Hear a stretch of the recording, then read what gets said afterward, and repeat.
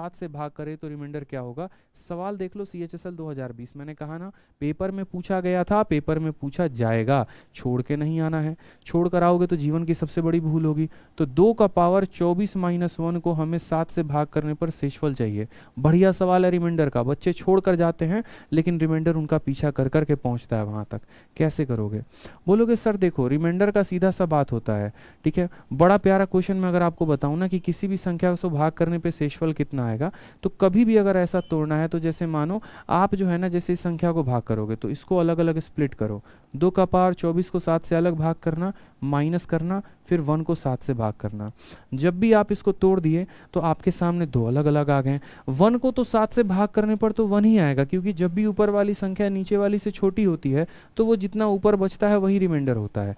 लेकिन यहाँ इसको 7 से भाग करने पर रिमाइंडर क्या आएगा? कभी भी आप किसी भी संख्या को किसी भी संख्या के साथ भाग करते हैं और शेषफल निकालने की बारी आती है तो कोशिश हमेशा ये करेंगे, मेरे लफ्ज़ों को बड़े ध्यान से समझिएगा, बड़े ध्यान से लिखिएगा अपने कॉपी में नोट बना के, कि ऊपर वाले संख्या को हम इस प्रकार तोड़ते हैं जो इसके मल्टीपल से या तो एक ज़्यादा हो नहीं तो एक कम हो। रिमाइंडर का बस इतना ही नियम होता है। अपने कॉपी में ध्यान से लिख लीजिए कि 2 के पावर चाहे कितना भी कोई क्यों कुछ ना हो, हम उसको इस प्रकार तोड़ेंगे कि वो 7 के मल्टीपल से या तो एक ज़्यादा होगा नहीं तो एक कम होगा।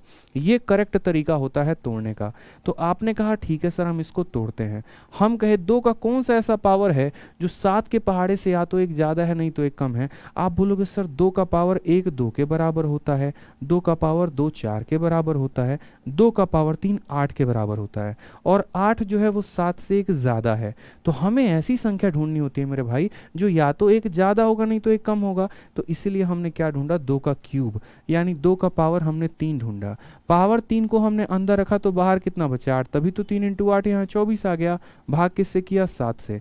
और यहाँ 1 को 7 से भाग करने पे रिमाइंडर कितना आ जाएगा? तो 1 ही आ जाएगा, रहने दो।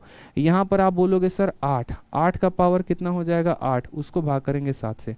8 को आप 7 से भाग करोगे, खुद सोचो रिमाइंडर कितना आने वाला है। तो बोलोगे गुरुदेव -1। बोलोगे सर 8 को 7 से भाग करने पे 1 आएगा, और 1 का पावर कितना भी रख लो 1 ही आएगा। यहाँ से 1, यहाँ से -1, आंसर कितना आएगा? 0। आपको बच्चे